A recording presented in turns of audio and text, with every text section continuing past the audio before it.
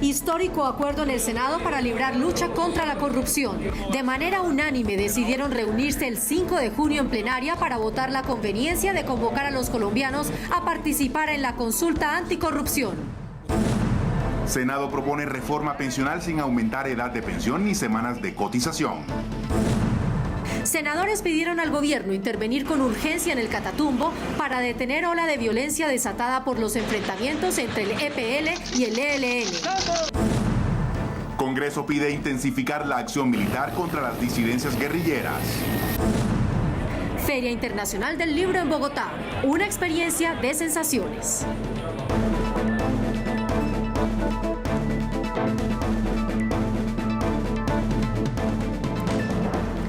El Congreso de la República se comprometió a acoger las propuestas ciudadanas contra la corrupción política y económica que está sufriendo el país. El presidente del Parlamento, Efraín Cepeda, recogió el espíritu positivo del Senado para dar vía libre a una consulta popular que exige acabar con el manejo irregular de los dineros públicos y las prácticas ilegales en la política. Personalmente, y la mayoría del Congreso aprueba todo lo que tengamos para la lucha contra la corrupción. La lucha contra la corrupción ha golpeado mucho el país, el caso de Brecht, ahora lo que estaba sucediendo con los fondos de paz, para no mencionar. De manera que todo lo que podamos hacer para fortalecer esa lucha frontal por el cual se van muchos de los dineros públicos que podían ir al pueblo colombiano en educación, en salud, en tantos temas que el pueblo está esperando, educación superior, hay que hacerlo. Lo que la plenaria del Senado no quería era que se utilizara como instrumento de campaña. Así lo entendieron los proponentes y ellos aceptaron el aplazamiento para el 5 de junio. El 5 de junio yo presagio una votación casi unánime para fortalecer esa lucha contra la corrupción y dar una demostración clara del compromiso del Senado de la República que estamos combatiendo la corrupción en Colombia. Precisamente la plenaria del Senado logró un inesperado acuerdo político para el próximo 5 de junio para que se vote afirmativamente la propuesta de una consulta popular contra la corrupción. Y todos los partidos dijeron que es necesario actuar contra las corruptelas políticas y económicas, para lo cual la consulta popular es un primer paso. Un gran acuerdo político se selló en el Senado para luchar contra la corrupción. La proposición ha sido aprobada por la plenaria del Senado.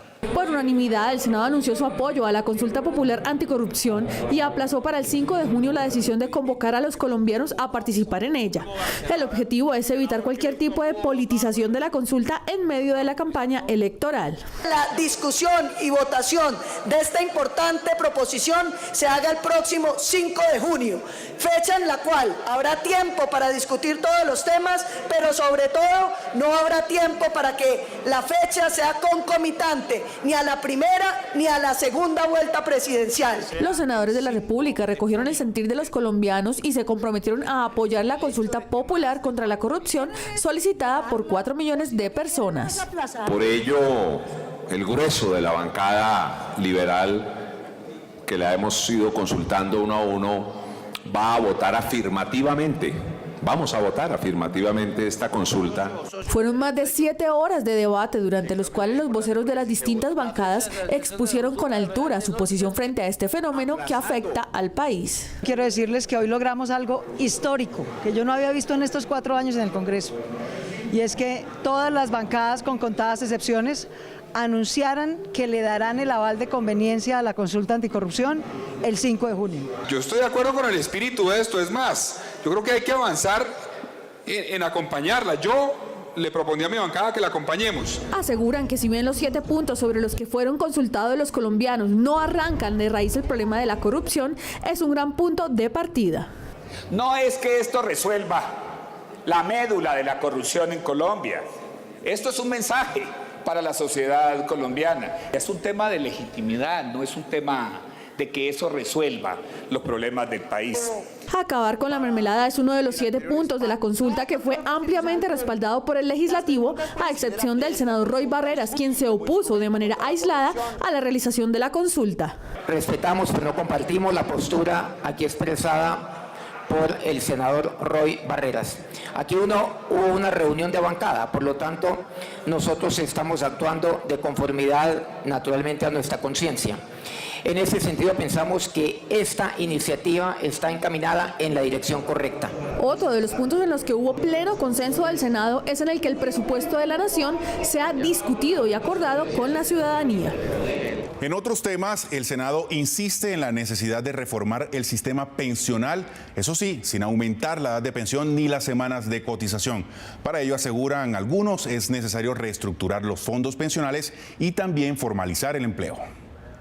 Cada 4 años, el tema de campaña presidencial, entre otros, es la reforma pensional. ¿Qué hacer? ¿Es necesaria una reforma? Para senadores expertos en el tema, es una bomba de tiempo antipopular, pero que si no se trata, va a estallar. Pensiones exorbitantemente altas y millones de colombianos que no tienen acceso a una pensión. Estoy pensando, por ejemplo, en las mujeres campesinas. Sí hay que hacer una reforma pensional. Y hay que hacerla de inmediato. Y se debe iniciar por ponerle gravámenes a las altas pensiones de excongresistas, exministros, exgenerales, exmagistrados, que se llevan una proporción muy importante de pensión con muy pocos aportes durante toda su vida laboral. Otros aseguran que son los fondos de pensiones los que se tienen que cambiar. Los dineros de los trabajadores para pensiones y de los pensionados tiene que rentar mucho mejor para que esos dineros crezcan y podamos tener una mayor cobertura en el sistema pensional colombiano. Es paja que el problema sea la edad, eso no es cierto. Ya el propio gobierno ha tenido que salir a reconocerlo, porque no es cierto. Entonces aquí se la pasan inventándose falsas causas de los problemas para ocultar las verdaderas causas y no tomar las modificaciones que hay que terminar. Necesitamos crear más riqueza, más desarrollo industrial, más desarrollo agropecuario y mejores empleos. Reforma o no, el tema pensional es un tema que el próximo gobierno tendrá que abordar, pues solo en pensiones se deben destinar 900 billones de pesos, es decir, el Producto Interno Bruto del país. Otro de los retos del Senado es solucionar los graves problemas en atención que tiene el servicio de salud. Una mesa de trabajo con participación de todos los partidos busca reformas estructurales al sistema. Este video fue captado en una institución médica de Bogotá y a pesar que existen normas y leyes, las instituciones médicas siguen sin cumplirlas. Pacientes en pasillos, demora en la atención, inexistencia de medicamentos, esa es la constante. Mientras el régimen contributivo muestra 44 billones de pesos de utilidades, los hospitales públicos van en quiebra y quienes terminan pagando los platos rotos son aquellos de menores recursos, los más vulnerables que no tienen acceso a la salud en el país. Por eso desde la Comisión Séptima de Senado hacen un llamado para que cuanto antes se realice una reforma al sistema de salud que atienda a los colombianos que está en crisis y viola los derechos de los ciudadanos. No tienen insumo, no tienen cómo pagar los médicos, pues no van a poder atender a los colombianos y entonces se pone en riesgo la vida. Y por eso se plantea que es necesaria una reforma de fondo, de orden estructural al modelo de salud en Colombia. Gran parte de estos recursos se están quedando en el manejo de dichas empresas. Yo vengo insistiendo que hay que intervenirlas, hay que cambiar el sistema de salud y volverlo o como era antes o modificarlo, pero no podemos seguir porque las EPS se rajaron en el país. El senador Antonio Correa, médico de profesión, argumenta que no es necesario reformarlo, que el actual sistema lleva 20 años de aplicación, es relativamente nuevo y lo que se necesita es mano dura para hacer cumplir las normas existentes y ajustar lo que no funciona. Improvisar a través de decir de que hay que establecer un nuevo sistema sin lo que nosotros queremos, que es darle el servicio de salud directamente al pueblo colombiano, pues sería mecanismos de improvisación. La Comisión Séptima de Senado se alista para hacer un gran debate a la salud y brindarle de esta forma un dictamen del sistema a las autoridades y soluciones a los colombianos, que son los que viven a diario un calvario en las instituciones médicas del país. Senadores le pidieron al gobierno claridad de lo que sucede dentro de las zonas de reincorporación y capacitación de la FARC. Denuncia millonarios sobre costos de algunos talleres, deserción de excombatientes y lentitud en la entrega de obras que beneficiarían a las comunidades vecinas.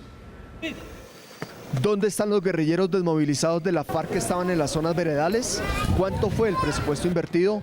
¿Por qué las autoridades regionales no tienen acceso a las hoy llamadas zonas de capacitación y reincorporación?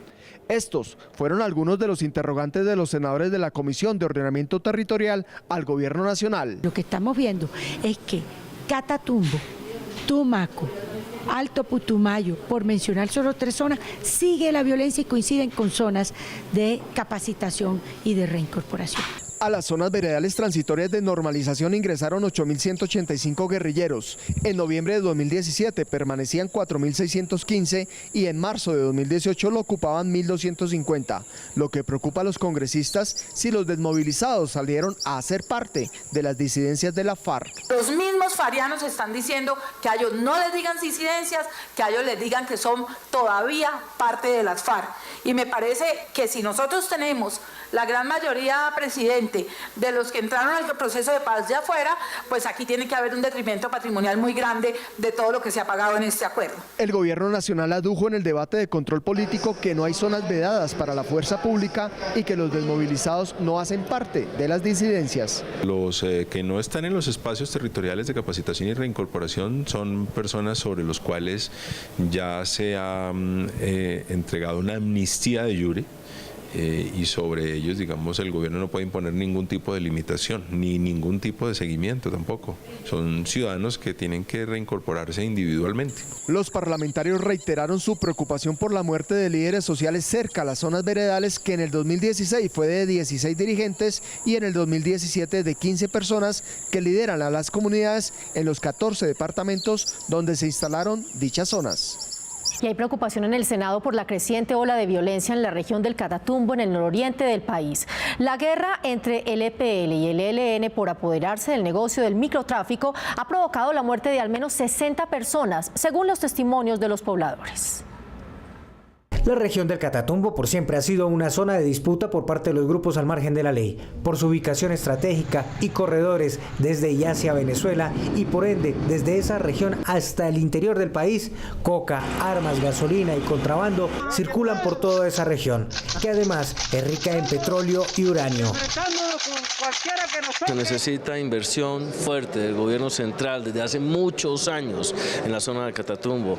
Hace falta obviamente presencia de las Fuerzas Armadas y las fuerzas militares, obviamente el fortalecimiento en las alcaldías de San Calixto, obviamente un municipio que está completamente abandonado, el Tibú y obviamente el Tarra. Toda esta es una zona que se encuentra a la deriva desde hace muchos años. En su momento lo disputaron las FARC y los paramilitares y ahora el EPL o Pelusos y el ELN, que deja hasta el momento más de 20 muertos en lo que va corrido del año. Por eso hacen un llamado para que el Estado intervenga y retome el control. Se están disputando el territorio donde los secuestros, las extorsiones, la quema de vehículos es el pan diario de esta región y donde hoy sus habitantes, no solo atemorizados, sino viven una difícil situación que por años el gobierno nacional ha estado ausente. Yo creo que esto no debería suceder y hay que llamar a las fuerzas del orden, a las fuerzas legales, a las fuerzas constitucionales, como son el ejército y la policía, y eviten estos sucesos que de una u otra forma preocupan mucho, no solamente a esa zona del país, sino al país en general. Recientemente, en un comunicado, el EPL le declaró la guerra al ELN y realiza un paro armado que pone en riesgo a la población civil. Todo el Catatumbo, tanto de la provincia de Ocaña como el Bajo Catatumbo de la provincia de Tibú, todo esto tiene más de 360.000 personas. Y esas personas hoy en día están afectadas por una u otra manera, son víctimas, son desplazados. Hacemos un llamado a que, por respeto a la población de esta región, las insurgencias detengan todos los hechos que afectan a la población civil. Autoridades civiles le piden al gobierno nacional que cuanto antes envíe refuerzos policiales y militares para evitar una tragedia y que no ocurra la crónica de una muerte anunciada. Otra región azotada por la alteración del orden público es la zona de frontera con Ecuador. En las últimas semanas fueron asesinados 3 colaboradores del diario El Comercio y secuestrados también 2 ciudadanos ecuatorianos. La única forma de dar tranquilidad y recuperar la seguridad en la frontera entre Colombia y Ecuador es el trabajo mancomunado entre los dos países, así lo aseguraron los senadores. Que se cree una fuerza de tarea combinada, que ese es el término militar adecuado, para que se puedan llevar a cabo ejercicios desde el punto de vista militar de la fuerza pública ecuatoriana y colombiana. Trabajemos en llave porque hay una problemática de la frontera que afecta tanto a Colombia como a Ecuador, que en algunas ocasiones ha afectado más a Colombia, ahora afectó más a Ecuador en esta particular situación, pero que es de los dos países hermanos. Para los legisladores, Arias Guacho tuvo la oportunidad de acogerse a una vida sin armas durante el proceso de paz con las FARC.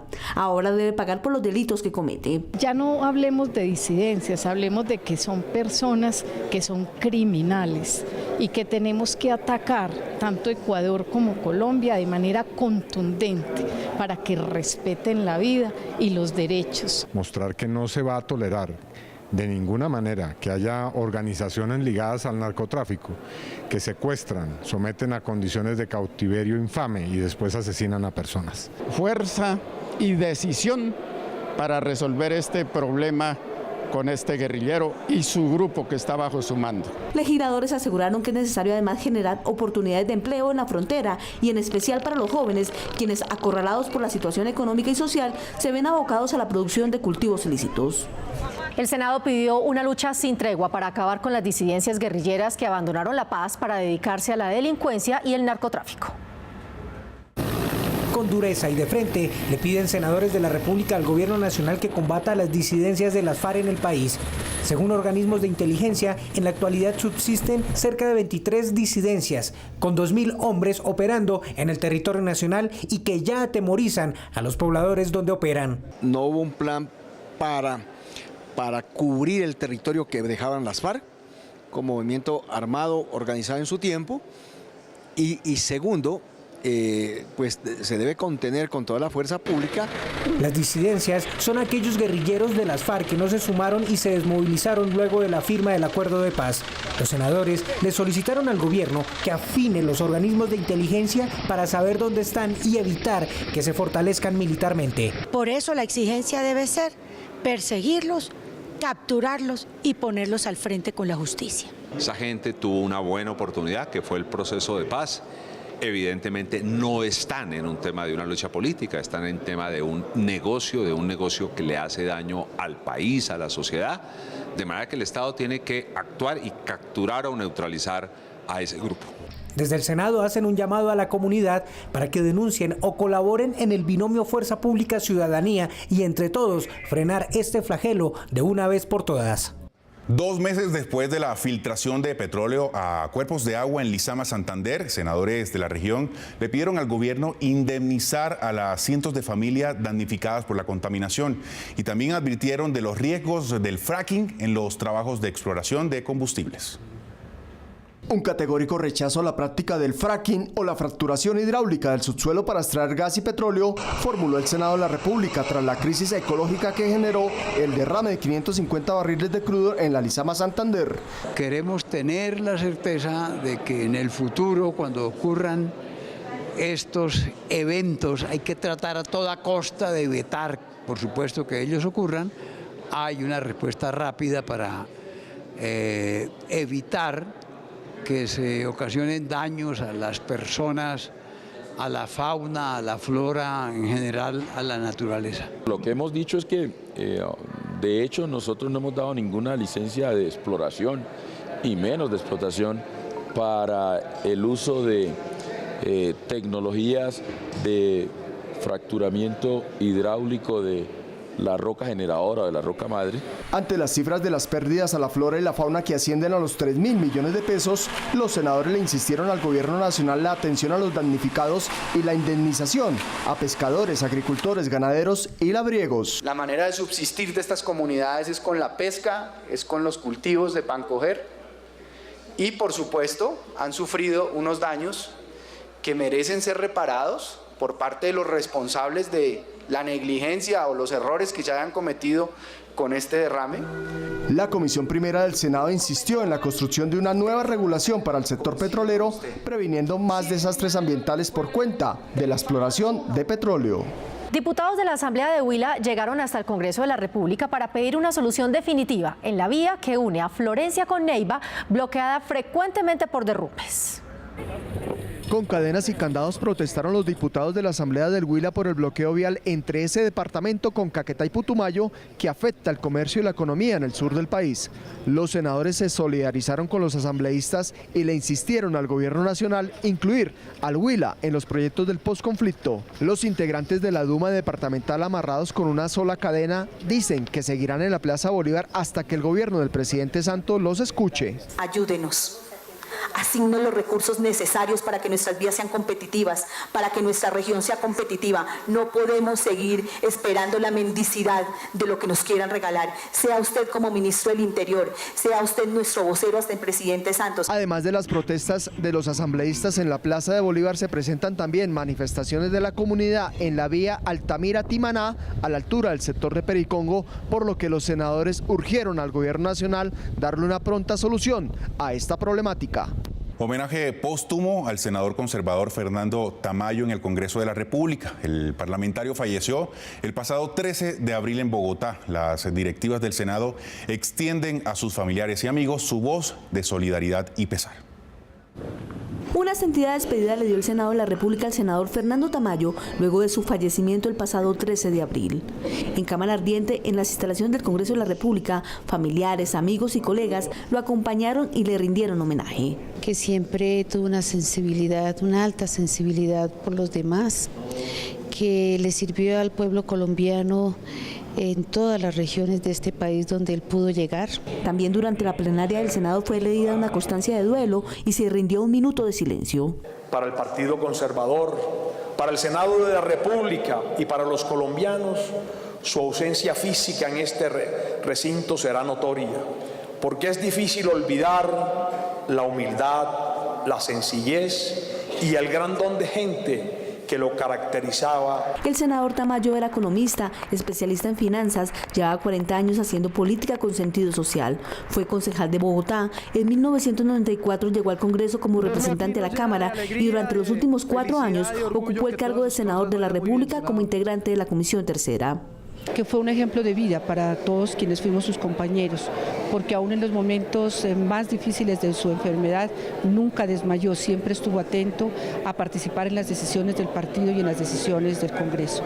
Paz en su turno. El senador Tamayo también fue educador, profesión que respetaba profundamente y a la que dedicó parte de su vida como catedrático en varias universidades. Así es, fue un gran ejemplo. El Senado escuchó en audiencia pública las peticiones, inquietudes y sugerencias de escritores, editores, compositores y bibliotecólogos, entre otros, sobre el proyecto de ley que cursa en el Congreso sobre los derechos de autor, una norma que busca protegerlos a nivel mundial. Y ya te debes de enterar lo que yo pienso en realidad. Con el fin de proteger y garantizar la propiedad intelectual, las obras literarias, el teatro, la música y los proyectos audiovisuales, las comisiones primeras de Senado y Cámara aprobaron la reforma a la Ley de Derechos de Autor que rige desde 1982. Este proyecto termina de garantizar y amplía y coloca a la Colombia con los estándares internacionales en efecto de garantía. Por ejemplo, los años de garantía de una producción los sube de 30 a 70 años. Los artistas se mostraron agradecidos con las modificaciones ya que protege a los autores en sus composiciones y obras escritas, evitando la piratería y el plagio. ¿Qué beneficios estaríamos hablando? Nuestro llamado es a que se apruebe tal como está redactado y conscientes de la potestad del Congreso en introducir mejoras o modificaciones al mismo, solicitamos las mismas sean acordadas con nosotros que somos los directamente afectados. La modificación de la ley cumple con lo pactado por Colombia en el Tratado de Libre Comercio con Estados Unidos en el 2012 y las actuales exigencias para ingresar a la Organización de Cooperación y Desarrollo Económico, OCDE.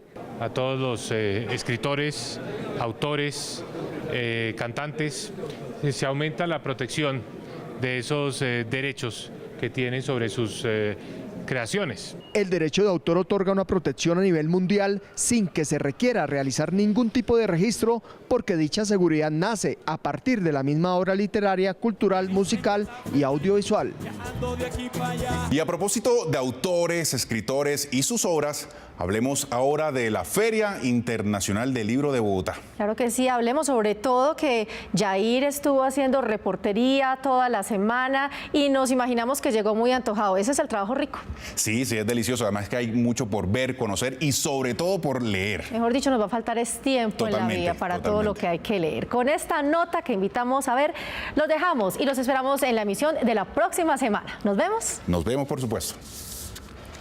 En asocio con varios elementos del mundo del fútbol, Argentina salta al campo con su oferta literaria. Hay grandes voces que están surgiendo, emergiendo en nuestro país, como sin duda está pasando aquí también en Colombia.